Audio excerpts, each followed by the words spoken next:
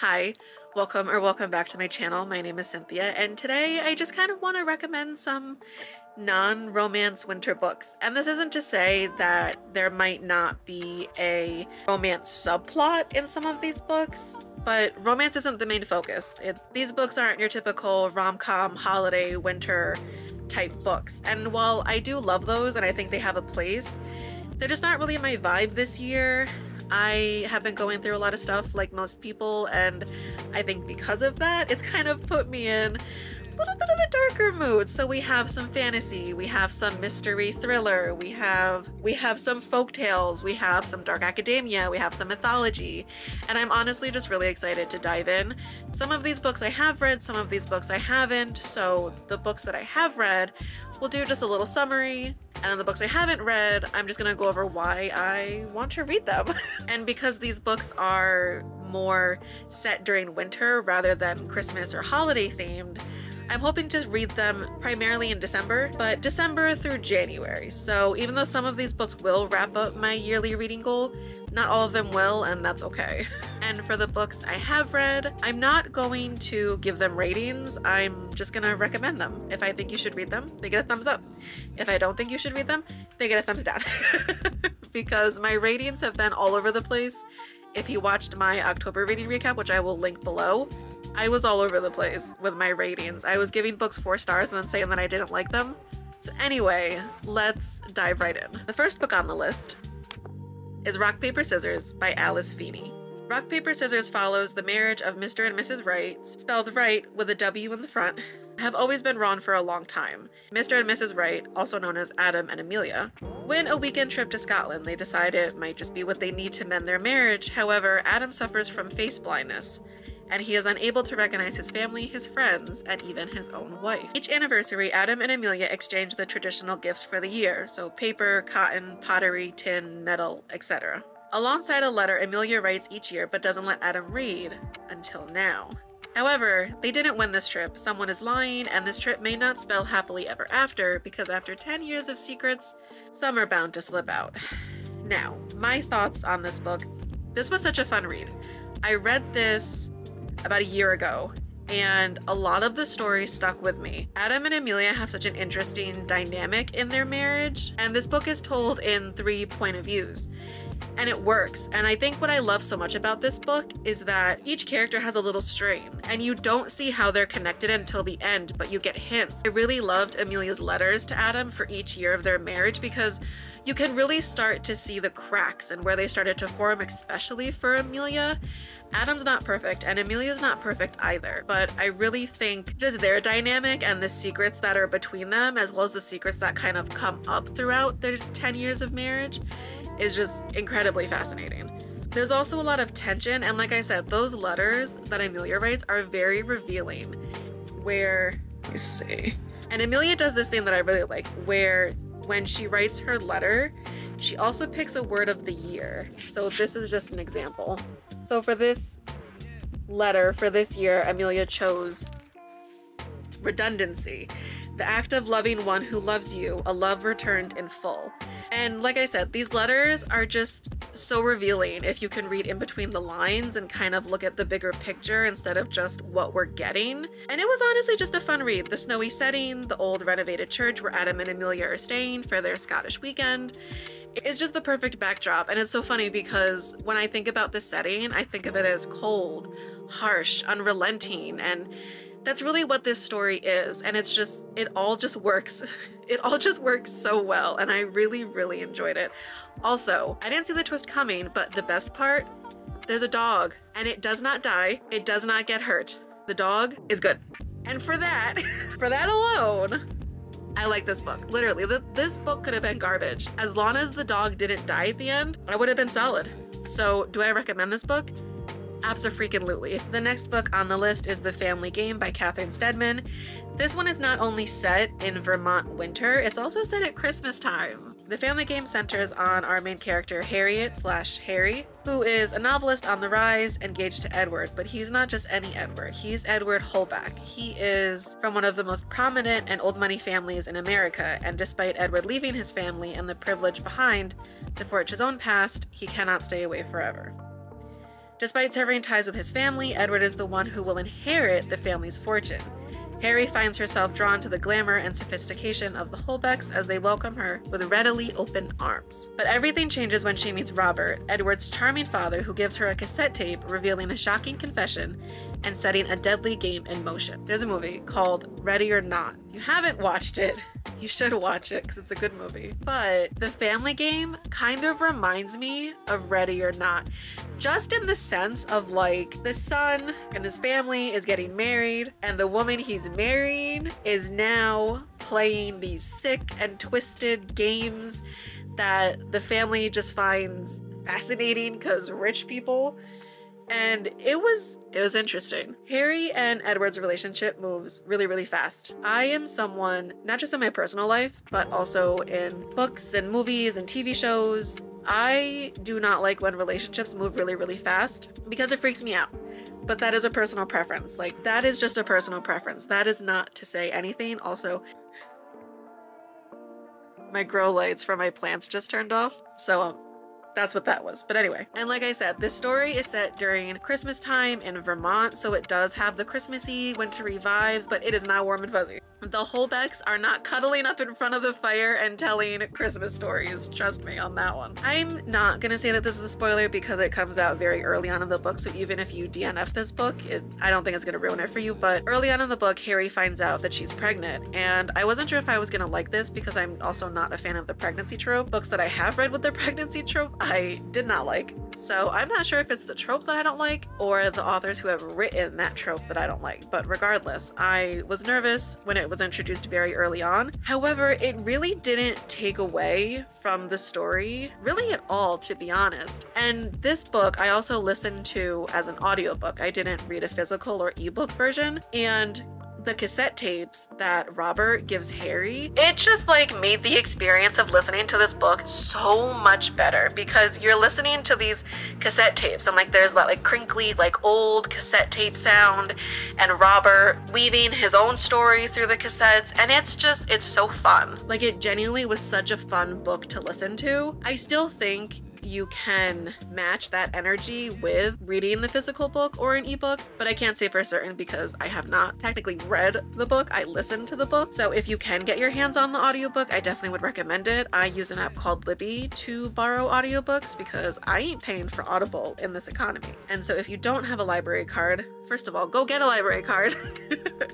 And second of all, download Libby and borrow a copy of The Family Game. Thank me later. I will say, as much as I enjoyed this book, the ending kind of ruined it for me. The ending is very over the top, and the reveal felt a little bit like a cop-out. I didn't really see the reveal coming. Like, I don't think I was thinking about the characters and their motives the way the author maybe wanted the reader to. And I think maybe that's where the disconnect was, because I probably could have figured out the reveal before it happened otherwise. For the most part, the ending was disappointing, but there were so many other aspects of the story that I enjoyed that I can get past it. So do I recommend this one? Absolutely. The next book on the list is Everyone in My Family Has Killed Someone by Benjamin Stevenson. Everyone in Ernie Cunningham's life has killed someone. The overachievers have killed more than once. So when Ernie's family all gathers at a ski resort, Ernie finds himself wrapped up in yet another murder mystery with his own family as the cast. Oh, my thoughts. This book was a ride, and this book I listened to as an audiobook, and Ernie, our main character, speaks directly to the reader, which is interesting because sometimes it kind of felt like it was a little weird. At some parts, it was a little weird. And Ernie has a really dry sense of humor, and I feel like if you're someone who does not like dry humor, you will not like Ernie. You will not like his character. I did like the ski resort in the mountains. It felt like the perfect kind of backdrop for all the chaos that was ensuing with Ernie and his family. And I really did like the cast of characters, getting to know everyone, getting Ernie's perspective on them was very interesting. But I will say, the murder mystery plot itself had way too many elements, I feel like. And because Ernie does speak to the reader in first person, sometimes it just comes off as a little bit too much. Like, at some points he's talking about the current plot line, and then other times he's telling us like a flashback memory type of scene, and it gets a little muddled sometimes. I felt like there were points in the story where I was like, what is going on? And I do also understand that I listened to this book, so you know, sometimes you zone out, you think about other things, but I feel like with this book I really was paying attention. And I think it was just because sometimes he would talk about a memory with someone and then he would come back and because he was talking in first person, sometimes it was harder to kind of figure out when he went from one place to the other in terms of narrating the story and telling his own memory flashback. All of that to say that it was a fun book. I did enjoy it, and if you're interested in murder mysteries, dysfunctional families, and descriptions of ski resorts, then you should read it. The next book on the list is Once Upon a River by Diane Setterfield. And Once Upon a River is about during a dark midwinter's night in an ancient inn on the River Thames, a wounded stranger appears holding a lifeless body of a young girl. However, hours later, the young girl stirs and leaves people wondering, was it magic or science that saved the young girl's life? Those who dwell on the riverbank began to search for where the missing girl has come from, yet as they searched, the mystery only deepened. Three families step up to claim the young girl. A wealthy young mother believes the girl to be her kidnapped daughter who has been missing for 2 years. A farming family reeling from the discovery of their son's secret affair stand ready to welcome their granddaughter. And the parson's housekeeper, humble and isolated, sees the girl as an image of her younger sister. The return of the girl is not without complications. No matter how tragic the past losses have been, the girl cannot be everyone. Many secrets will be revealed before the girl's true identity can be known.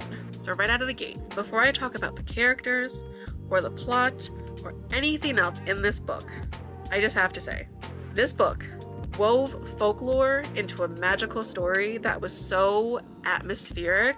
I recommend it just for that, because there are quite a few characters. I would say this book is more character driven. I wouldn't necessarily say it's very plot driven because there are so many characters, but the prose in this book is very beautiful. The writing is very atmospheric, and it really just pulls you in. When I first started reading it, I really wanted to know more. Despite the prose and the magical atmosphere this book does create through folklore, there were times when the story felt very long-winded, and I wanted to just skip pages ahead because I was just like, she's still going on. It's not by any means that thick of a book, but I do think some time could have been saved by maybe cutting down, trimming some of the fat, so to speak. I also really wasn't a fan of the characters in this book. I didn't really connect with any of them, and I read this book 2 years ago, so it's not fresh in my head. But from what I do remember, I didn't really like any of the characters. I didn't really connect with them, and as a story that is a little bit more character driven, I found that a little bit disappointing. But this book doesn't live rent-free in my head. However, for the atmosphere and the prose and the beautiful writing that exists in this book, I would absolutely recommend it. You could also say that I read this book for the vibes, and it passed the vibe check. So, alright, the last book on this list is a little bit of a doozy, and you'll find out why in a moment. The last book on the list that I have read is The Writing Retreat by Julia Bartz, and this book is about 5 women who are selected for a month-long writing retreat at the estate of Rosa Vallow, the controversial high priestess of feminist horror. Our main character, Alex, is a struggling writer and thrilled to have been chosen for the writing retreat. Once the women arrive, they must learn to write a fully fleshed out novel in a month's time, and the best one will receive the 7-figure publishing deal. But then women begin to die, and things get a little weird. Trapped and terrified, yet still desperately writing, it is clear that there is more going on than just a writing retreat at Blackbriar Estate. Alex must confront her own demons and finish her novel to save herself. I need a second. Are we ready? Was this book unhinged? Yes. Was it thrilling? No. Was it wild? A little bit. However, something that I really don't like in this book is that there is like no consent for anything. The methods that Rosa Vallow uses to keep the women writing and motivated, I didn't like it at all. It just, like, there's literally just no consent in this book for anything, and it just drove me up a freaking wall.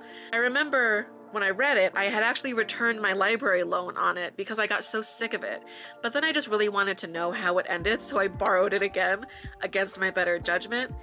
And it didn't get any better. There's a scene later on in the book, if you have read this book, you probably know exactly what I'm referring to, but there's a scene later on in the book with Alex in the basement and just like a disgusting hallucination. And if you don't know, you don't want to know. Just save yourself the trauma, because I still think about that scene and I hate it. I hate it so much. However, the difference between when I read this book almost a year ago to now is that when I finished the book, I hated it. It literally angered me that I read this book. However, now I can laugh because it's so bad that it's funny. But I will say, the writing retreat reminds me a little bit of Bunny by Mona Awad, just because they're both so unhinged and they're both about a group of women and it's just wild. Bunny is another book that honestly, do I have a copy?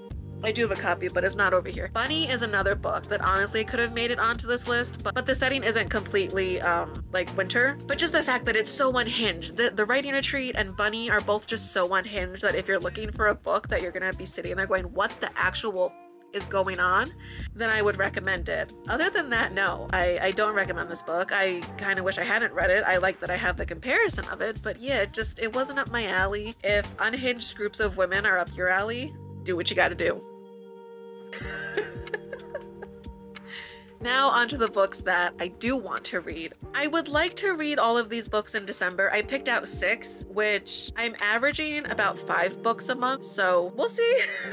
But I have copies of all the books that I want to read. I have not read a lot of physical books this year. A lot of the books that I read this year were either audiobook or ebooks. I haven't read a lot of physical books, and I kind of want to get back into reading physical books, but without going too much off on a tangent, I stopped buying books that I haven't read. So I could only buy a copy of it if I read it and I liked it. That was it. I was just spending so much money on books that it was ridiculous. It was ridiculous, and I'd have mountains high piles of books that I wasn't reading because it would catch my interest in the bookstore. I'd bring it home, I'd see something online, download the audiobook, and then forget about the books that I bought at the store. So back on track. These books I actually have all the copies for, and I'm very excited. Let's dive right in. The first book on my want to read list, on my TBR winter books list, is If We Were Villains by M.L. Rio.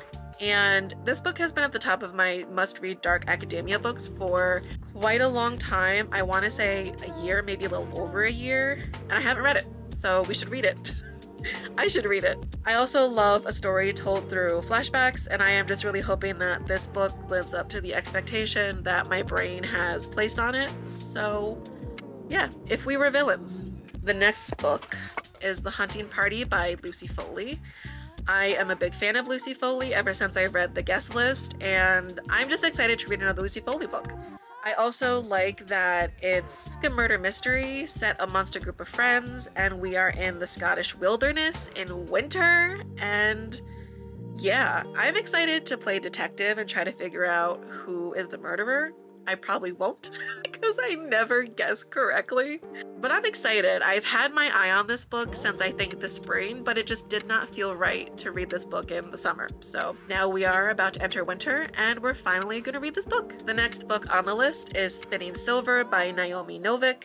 I'm not familiar with Noami Novik, but I've heard really good things about this book and I'm very excited to read it. I feel like there are a lot of books that I've missed out on over the years simply because I was really into contemporary. But when I was younger, I used to read, like, my favorite books when I was younger were like Inkheart, Aragon, The Lion, the Witch, and the Wardrobe, A Series of Unfortunate Events, and I don't know if A Series of Unfortunate Events is considered fantasy. Probably not. I think it's more just like fiction.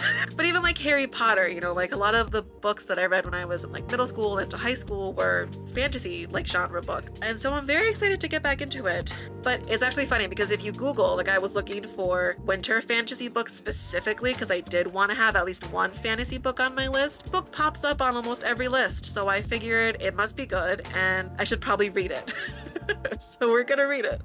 The next book on the list is The Bear and the Nightingale by Katherine Arden. This book is part of the Winter Night trilogy, which I read has really good reviews online, and a lot of people love the trilogy, so I think if I like this one, I'll continue with the series. But this one is also kind of close to my heart because it's one of my best friend's absolute favorite books, and I get the sense that if she likes it, I'll probably like it. We do have a little bit different tastes in books, but I do trust her judgment, and I know that if this is one of her favorite books, it might even become one of my favorite books. The next book on the list probably shouldn't come up as too much a surprise since I mentioned If We Were Villains, and that is The Secret History by Donna Tart. And let me just preface this by saying I've been trying to read this book for like 2 years now, and I am so intimidated. I'm not even gonna lie. I am just intimidated by this book. I want to read it, and I don't know. I keep putting it off, but no more. We are gonna read it. The backdrop of this book is also kind of perfect because it's, you know, a Vermont college campus in wintertime, and I'm just excited. I'm mostly just excited to finally read this book. And the last book on the list is The Witch's Heart by Genevieve Gornichec. I apologize for butchering that name. I just cannot pronounce it, so I think I'm just going to say Genevieve G. But The Witch's Heart by Genevieve G, I saw a review online that compared, what did it say? It said, what Madeline Miller did for Cersei, Genevieve G did for Ingroboda, the main character in this book. And honestly, I was sold. I am such a big fan of Madeline Miller. I've read, I think, all of her books, and I loved all of them, with Son of Achilles and Cersei being my favorite. I also recently read Galatea by Madeline Miller, and I wish this book had been a full-length novel because I read it in probably 45 minutes, and I wanted more. I wanted a lot more. And that makes me very excited to read this because I do wish that I read more or mythology retellings because I find that I really do enjoy them. I don't read them as much, and I think that's partially because I'm a mood reader and I can set a list of books I'm gonna read. It doesn't mean anything. It doesn't mean I'm gonna read them. So I'm very excited to read this. The fact that they compared it to Cersei by Madeline Miller was, I'm sold. I don't need to hear any more. I'm gonna read it. All right, and that's it. That's the list. I am so excited. I feel like every time this year I pressure myself into reading a lot of like rom-commy romance books. Last year I bought myself The Holiday Swap by Maggie Knox and I didn't read it. I didn't read it. I was in Target and I thought it looked cute, and it was, I think, a couple weeks before Christmas, and I was like, oh, this is perfect, and it looked great on my Instagram feed, but I actually didn't read it, which I do that a lot and I need to stop. So I think one of my reading goals for 2024 is going to be to read the books I have instead of buying more. But yeah, I hope you enjoyed this video. I definitely enjoyed this video, and if you read any of the books on the list, definitely leave me a comment below. My throat is dry. But yeah, if you've read any of the books on this list and you like them, didn't like them, I'd love to hear your thoughts down below in the comments. And that's it. As always, thanks for watching, and I'll see you in the next one. Bye.